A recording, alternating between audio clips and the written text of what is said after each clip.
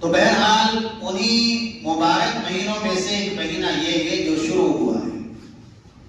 اس مہینے کی بڑی فضیلت ہے، بالخصوص شروع کے جو 10 دن ہے ان کی بڑی فضیلت ہے.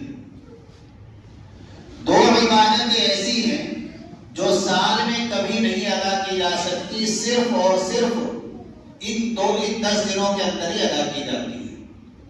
ایک حج کی عبادت، عظیم الشان عبادت، مکہ، کعبہ، میدان عرفات، مینا، مزدلفہ، سب وہی جگہ میں پورے سال. ان جگہوں میں کوئی پورے سال جاتا رہے، پورے سال رہتا رہے، کوئی اجر و ثواب نہیں. حج جو ہوگا وہ ان دنوں میں رہنے سے ہوگا.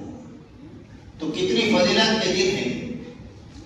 حدیث پاک کے اندر ہے، ترمذی شریف میں روایت ہے، اللہ کے نبی صلی اللہ علیہ وسلم نے فرمایا کہ اللہ کو ان نیک دنوں کے اندر، ان 10 دنوں کے اندر اللہ تعالیٰ کو نیک عمل بہت زیادہ پسند ہے، بہت زیادہ پسند ہے.